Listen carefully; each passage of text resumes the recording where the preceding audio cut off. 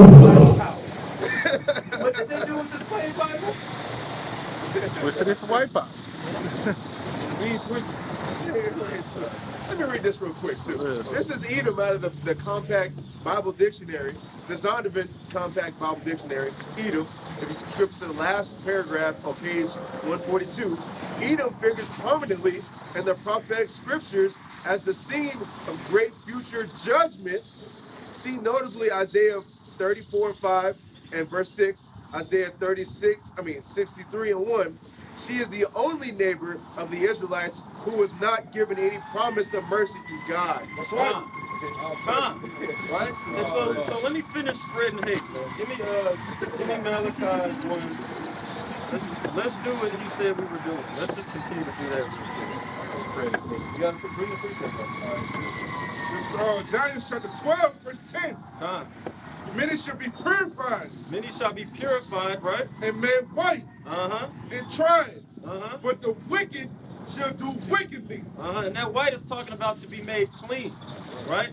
That's not talking about being made a Caucasian, right? That would be twisting the scripture. And someone was in the comment section saying, like, what's wrong with being white? It said, many should be purified, made white. So being Caucasian is hard. That's that bug out doctrine. That's right. That's worshiping the beast right there, right? So continue. And none of the wicked shall understand. None of the wicked shall understand, right? We know that the wicked is the so-called white man, the Caucasian, the devil that the Bible speaks of. He's deceived the whole world with this image of Christ that's not even biblical, right? But we're twisting the scriptures.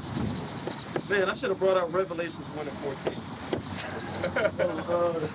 Malachi, give me Malachi. Let me finish spreading hate. Hate. If you got hate in your heart, let it out. Malachi. Where you was at? With Esau. Started, but Esau I. This is Malachi chapter 1, verse 2. I have loved you, said the Lord. That's Israel. He loves Israel. You so-called blacks, Native Indians, and Hispanics, right? Right. Yet ye say, wherein hast thou loved us? How's thou loved us? Look what's going on to us. How have you loved us? Look what's happening to us, right? And how has he loved us? Was not Esau Jacob's brother? Let's go back. Let's go back in time. Wasn't Esau Jacob's brother? Go ahead. Said the Lord, yet I loved Jacob, and I hated Esau. He hated Esau, the forefather of the so-called white man, the Caucasian, the caveman, right? Keep going. And laid his mountains and his heritage waste for the dragons of the wilderness. He laid his mountains and his heritage waste for the dragons of the wilderness, right? And I was going to bring that out in Job 30, right? About how they were in that waste, right? Go, actually, bring that out real quick, man. Bring that out, Job 30. Start from the top. This is Job 30, verse chapter. This is Job 30, verse 1. But now they that are younger than I have me in the derision. Right? So Job was older than the people that had him in derision, right? But we know that he was in the land of Uz. Contextually speaking, based off the beginning of the book of Job, right? He was in the land of Uz, right? Which is also the allotment of Edom, right? But keep going. Whose fathers I would have disdained, have set with the dogs of my flock. Have set with the what? Dogs of my flock. You would have counted these people as dogs, right? These people that have him in derision now, right? Because of the affliction that Job is going through, right? Go ahead. Yea, whereto might the strength of their hands profit me, and whom old age was perished, for want and famine. For want and famine, right? Because their heritage was laid waste, right? For the dragons of the wilderness. Keep going. Hey, brother and sister, y'all believe in the God of the Bible? We do. Y'all do? Can I share a word with y'all real quick? Presbyterian? Hey, Presbyterian? Presbyterian. Okay. It's a lot. For want and famine, they were solitary, fleeing into the wilderness in former time, desolate. Wasn't their heritage laid waste for the dragons of the wilderness? Right? It says they flee into the wilderness. Go ahead. into the wilderness in former time desolate and waste. And what else? Who cut up meadows by the bushes and this is how they were living in the Caucasus Mountains of Georgia, Russia, right? Go ahead, continue. Juniper. Juniper roots. They cut up juniper roots, right? Juniper roots for their meat. For their meat to eat, right? Keep going. They were driven forth from among men. Driven forth from among men, being base men, right? They cried after them as after a thief. To dwell in the cliffs of the valleys and caves of the earth. The cavemen, right? To dwell in the cliffs of the valleys and the caves of the earth, right? Just like that dog that was right in front of us for a minute, right? That said we were spreading hate, right? But to continue with the hate, before I go into the lesson, Malachi 1 and 3, right? Malachi chapter 1 verse 3. And I hated Esau and laid his mountains and his inhabitants waste for the dragons of the wilderness. Whereas Edom said, we are people that come from Esau, whereas Edom said, right? Whereas Edom said, we are impoverished, but we will return and build the desolate places. And look what they've done. They've returned and built the desolate places, right? They built their kingdom up, right? They were in that base state, living in the cliffs of the valleys, and the caves of the mountains, right? Cutting juniper roots for meat. But now look at that. They're living pretty good now, right? But continue. Thus said the Lord of hosts, they shall build, but I will throw down. You're going to throw this place down with a great millstone, right? Like tossing that great millstone into the sea, right? How that angel described in Revelation 18. That's how this place is going to come down. It's going to be brought down ferociously, man, by thermonuclear warfare, right? Man, the hate. Keep going. They shall build, but I will throw down. And they shall call them the border of wickedness. The border of wickedness. The end and beginning of wickedness, right? Go ahead. And the people against whom the Lord hath indignation forever. The Lord had indignation against these people forever. Give me Malachi 3 and 6 real quick. This is Malachi chapter 3, verse 6. Forever. I want this forever, man. I want this. Malachi chapter 3, verse 6. For I am the Lord, I change not. He changes not. So what about John 3:16? What about it? Right? But that's what, go ahead, man. Therefore ye sons of Jacob are not consumed. Therefore ye sons of Jacob are not consumed, right? Not fully consumed, that is. Because we see how our people have been devoured, being that we're lost sheep in this state right now, this state of not knowing who we are. Hey, brother, can I speak to you real quick? No? Well, repent, for the kingdom of heaven is at hand, right? Well, give me Matthew 7 and 15. Got it? Matthew 7 and 15. Matthew 7 and 15.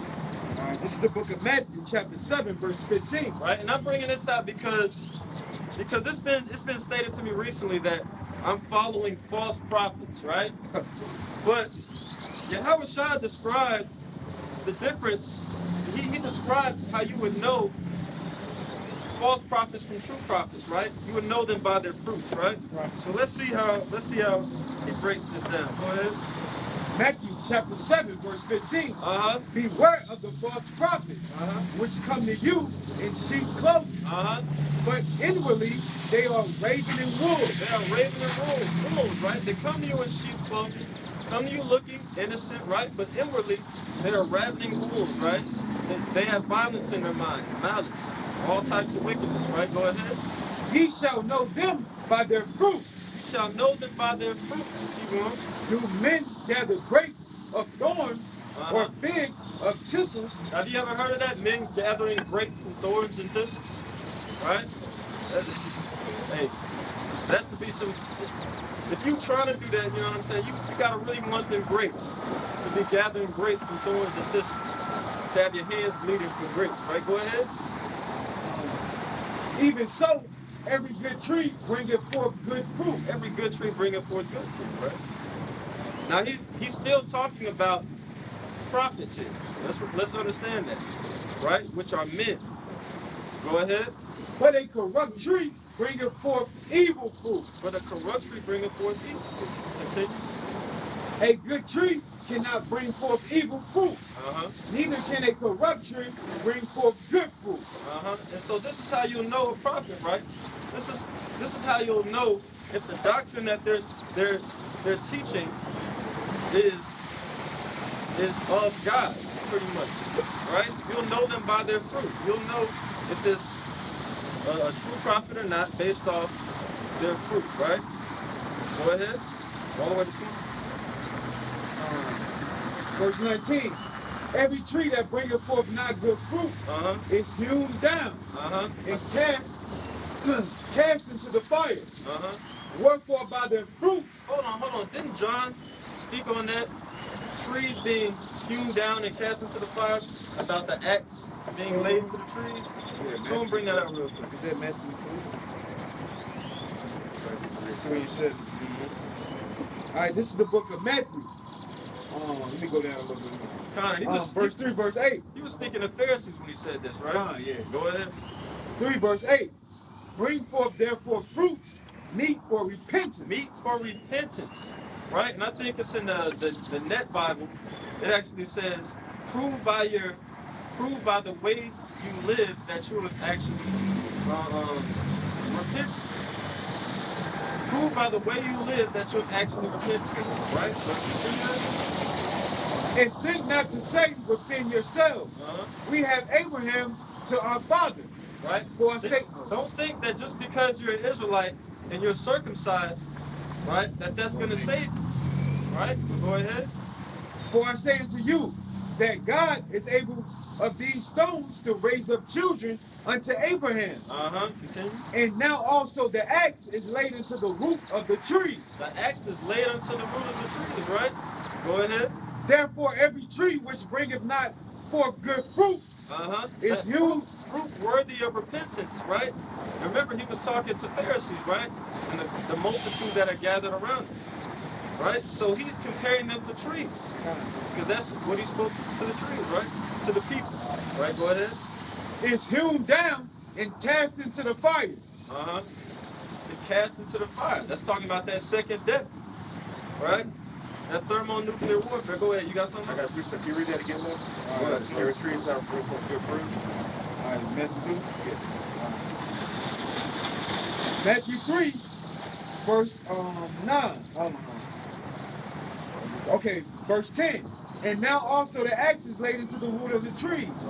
Therefore every tree which bringeth not good fruit is hewn down and cast into the fire. All right, let's see what that good fruit is.